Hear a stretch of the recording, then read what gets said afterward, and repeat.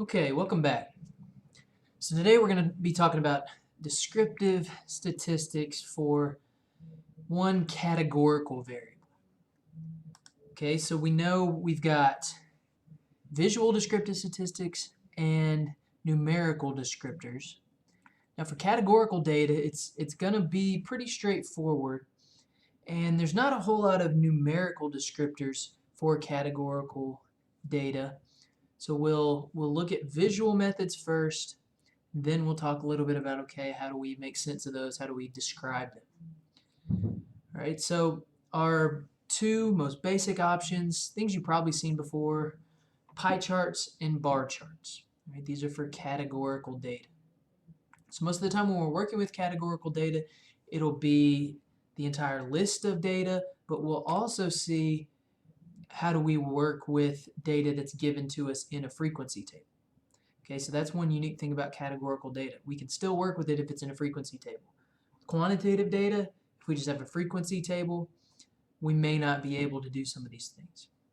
So you've probably seen a pie chart before, right? It's just like a big circle, and we divide slices or sections of the circle based on frequency of each category. All right, where pie charts come in handy is when we're really interested in relative frequencies, when we're interested in looking at these categories in proportion to the whole. All right, as we'll see, it may not be as effective for lots of categories, or if we're more interested in frequencies. Okay, so let's say we took a random sample of students in a class and we got all their blood types. So say I were to make a pie chart of this example, and I went a little beyond the default pie chart, so I added in some things that may or not be available on all platforms. But when we're interested in pie charts, we're usually interested in relative frequencies, so I added in the percentages. Say you were A positive, or you're interested in A positive. Some pie charts you can kind of pop out or highlight a certain group. Right? We usually want to make sure we have an informative title. And sometimes when we have a bunch of small groups, we may want to make an other category. All right, so here is a pie chart that I came up with this. So how do we interpret something like this? Well, A positive, maybe that's your blood type. Okay, looks pretty uncommon. The other uncommon blood types are here included in the other section. Okay, and we also, a big thing we note here is over half the people here don't know their blood type. Can't say that I know mine. So maybe that's not so uncommon. All right, so that's kind of the basics of a pie chart. Let's look at the same data in a bar chart. Okay, the idea of a bar chart is we've got our categories on our x-axis, our y-axis corresponds to the frequency, or you can also have a relative frequency bar chart. All right, for categorical data. All right, so same data in a bar chart. Now I've got, again, the largest category I don't remember kind of pops out at us. I haven't used the other category here yet. Okay, but one thing we want to point out about bar charts, now they're nice to see, when we have an obvious large bar. Some of the bars of similar height can sometimes be sort of hard to compare.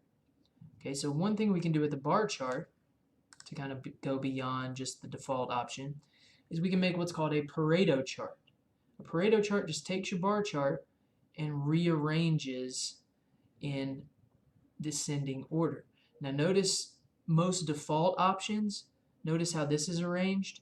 This is a nominal variable, so most nominal variables, it'll pop out by default in alphabetical order, and that's fine in some cases. If I had an ordinal categorical variable, I may want to arrange the categories in order, something to think about there, or I can arrange the categories as a Pareto chart. This makes me quickly and easily be able to kind of look at my groups and compare them. All right, so when would we want to use one versus the other? Now we saw the same data in a pie chart, we saw the same data in a bar chart. For this data, they're both pretty useful, but just kind of some general things to think about here. For pie charts, they're best for relative frequencies, right, when we're interested in comparing groups to the whole. Right? And I think bar charts probably handle multiple categories a little bit better. Okay, pie charts, if we have a bunch of categories, they can get kind of messy. Bar charts, like we said, handle more categories, and we can rearrange it into a Pareto chart and easily get an idea of where we're at, what our largest categories to our smallest categories look like. Right? But bar charts, we can rearrange the bars. Just remember the arrangement of the bars and what that makes the shape end up looking like, especially if it's a nominal variable, doesn't really mean anything. Okay, so you can't take much from that. And relative frequencies in a bar chart sometimes can be a little bit misleading. Okay, so we know how to use pie charts, use bar charts. How exactly do we describe? What kind of numerical summaries can we make with categorical data?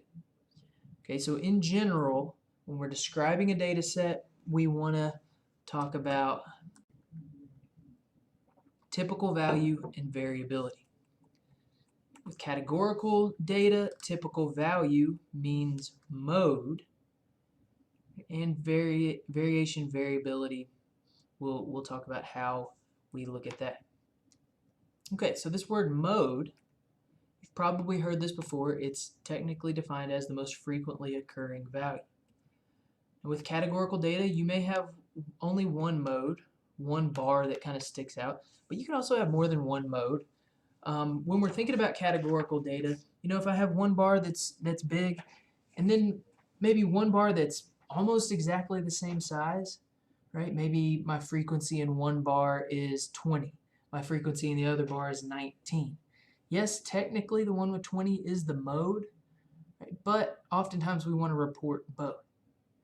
Okay, if we only have one mode, we call that unimodal. Two modes, we call that bimodal or more multimodal.